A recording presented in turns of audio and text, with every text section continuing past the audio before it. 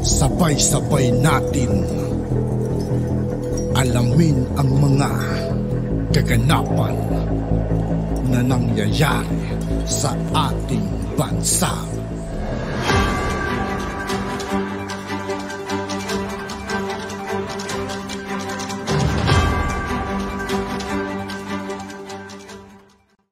Yo, what's up mga kaibigan? This is I2K po again. Ngayon nandito naman ulit tayo sa channel ni Jevara PH. Dito naman ulit tayo magbibigay ng komento at reaksyon. Pero bago ang lahat ng yan mga kaibigan, sa lahat ng hindi pa nakasubscribe kay Jevara PH, mag-subscribe na po tayo mga kaibigan. At huwag nyo rin pong kalimutan mag-subscribe dito sa aking channel. Simulan na natin mga kaibigan. Let's go! Na maalam na ang veteranong Kapuso News anchor at mamamahayag na si Mike Enriquez matapos mamatay sa edad na 71. Ang balita ay kinumpirma ngayong Martes, August 29, 2023. May mga napapanood na ako mga kaibigan pero hindi pa yata sinasabi kung ano yung dahilan. Pagkaalam ko lang nagkasakit siya mga kaibigan. Ano kaya sakit niya? Sana sabihin dito Sa dulo ng broadcast ng 24 oras, taong 2022 lang nang kumalat ng balitang pumanaw na si Mike Enriquez matapos ang mahabang pagkawala nito sa GMA News program na 24 oras. Bagay na pinabulaanan noon ng kasamahan niya na Kapuso broadcaster na si Arnold Clavio at napatunayang peke lamang ang kumalat na balitang patay na si Mike nung time na yun. Noong December 2021 lang nang humingi ng panalangin si Mike matapos mag-medical leave para sumailalim sa kidney transplant. Matapos ang medical procedure, kinailangan niyang magpahinga ng 3 buwan bago bumalik sa pagbabalita. Noong March 2022 naman nang maibalik na nga siya sa mga programang kinabibilangan niya matapos ang matagumpay niyang kidney operation. Nakilala ng gusto sa GMA7 si Mike sa mga programang Saksi, 24 Oras at Investigador. Mahigit 50 years na ang karir ni Mike Enriquez pagdating sa broadcasting. Noong taong 1969, hindi inaasahan ang kanyang pagsisimula sa industriya. 19 years old lamang siya noong dinalaw niya lang ang isang kaibigang nagtatrabaho sa radyo nang biglang alukin siya nito ng trabaho. Dito na nagsimula ang kanyang karir sa broadcasting bilang staff announcer sa Manila Broadcasting Company. Mula rito ay nakapagtrabaho siya sa iba't ibang mga posisyon tulad ng pagiging broadcast reporter, news editor, program director at station manager hanggang sa maging manager ito ng medium-sized radio network. Nakapagtrabaho rin ito sa ibang radio network tulad ng Freedom Broadcasting Radio Network at Radio Mindanao Network o RMN na kung saan naging vice president ito ng kumpanya. Siya rin ang nasa likod kung bakit naging matagumpay at nanatili sa number 1 spot ng ilang taon ang DWKC 93.9. Siya rin ang boses sa likod ng Grabe mga kaibigan, ang laki ng ambag niya sa ganyang klaseng industriya. Pagdating sa mga radio or balibalita. Salute sa inyo, Sir Mike Enriquez. Excuse me po.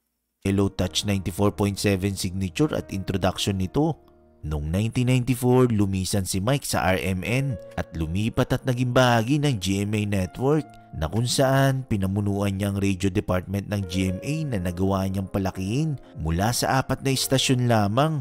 Nagsilbi siya bilang presidente ng RGMA Network Incorporated at Senior Vice President and Consultant for Radio Operation ng GMA Network. Ang kanyang TV career naman ay hindi rin inaasahan dahil noong 1995 noong nangailangan ng GMA ng male anchor sa isang election coverage at siya ang napili. Pinatawag siya para sa isang meeting at sinabi na gusto nila itong maging TV anchor ng isang fast-paced na newscast, yung mabilis na balita at puro headlines lang. Kaya siya ang kinuha para maging anchor ng pinakabagong newscast ng GMA noon na Saksi.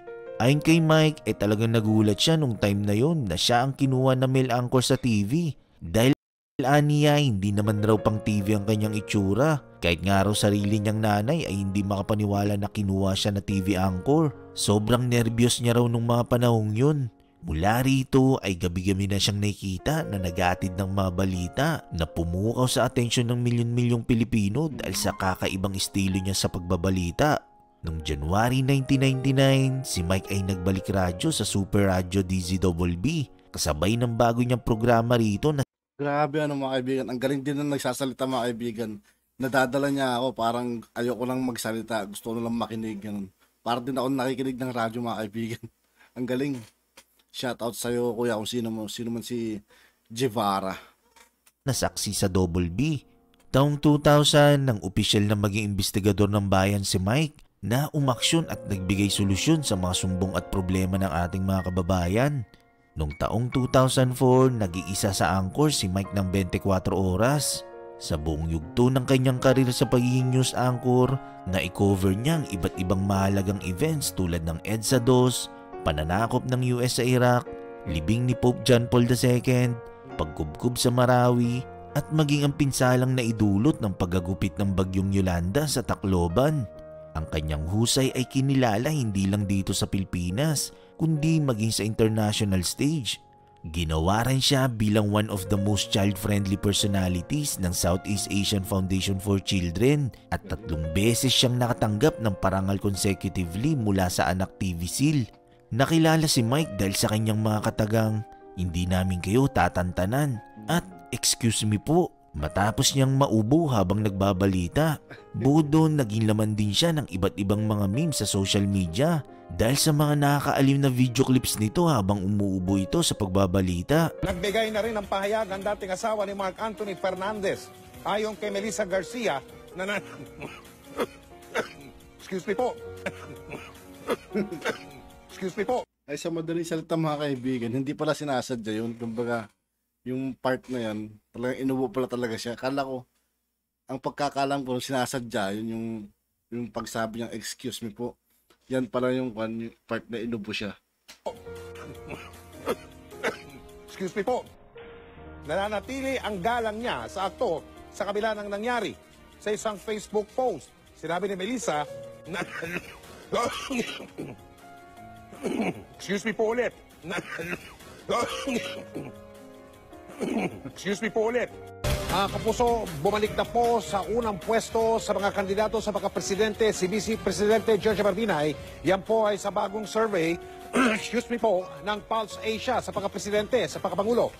Excuse me po, excuse me po,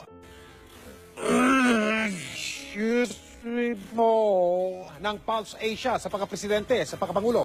Karumal-dumal ang sinapit ng kapitan ng isang barangay sa lungsod ng Manila. Natagpuan siyang patay sa San Mateo, Rizal. Excuse me po. Grabe yung ubo niya, mga kaibigan, ano? Matindi rin yung ubo ni Mike Enriquez, mga kaibigan. Parang may nakabarang plema. Excuse me po. Excuse me po. Icicles mula sa tahanan ng katotohanan. Ako po si Mel Tiangco. Ako po si Mike Enriquez po ako. Si Mel, Tatawa na. Hindi ko napanood itong mga kaibigan sa auto lang ngayon ko lang napapanood itong mga to. Ako po si Mike Enriquez, walang kinikilingan, walang pinoprotektahan. wala naman ang mga balitang aming tinutukan sa nakalipas sa 24 oras. Maraming salamat sa inyong pagtitiwala. Mula sa tahanan ng katotohanan, ako po si Mel Tiangco. Akamatsugi ka. Ako po si Mike Enriquez, ito ang GMA. Walang kinikilingan, walang pinoprotektahan. Men, walang kasinungalingan, serbisyong totoo lamang at dahil hindi natutulog ang balita. Nakatutok kami 24 oras. Ala, tawa. Tao ka. Meron pong mga taong tinatawag ako. Nakakatawa pala talaga, ano, yung mga part na ganyan kay Mike Enriquez, pero rest in peace po, Mike Enriquez. Makakagalit na kalit ka.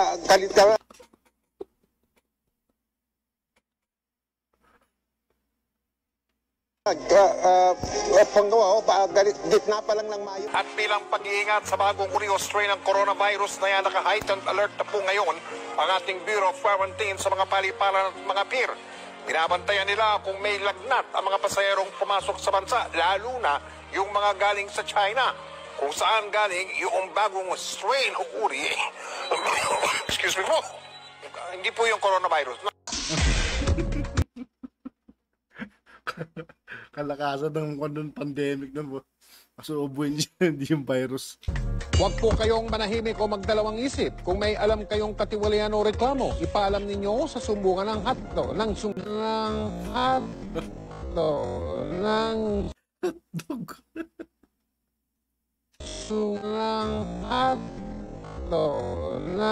hatlo ng sumbungan ng bayan. Narito po ang aming hotline. Shoutout kay Jevara kasi napakahusay ng pagkakagawa niya dito sa video niya. At ngayon ko lang napanood itong mga clip na ito mga kaibigan. Ang galing.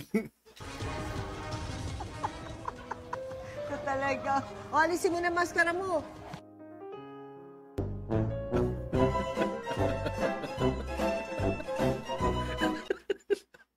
Alisin mo na yung maskara mo.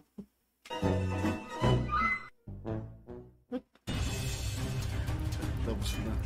At yun nga po mga kaibigan, dito po nagtatapos ang ating reaction video. Muli ako po si I2K ng Sundalo ng Dunggalo at 811.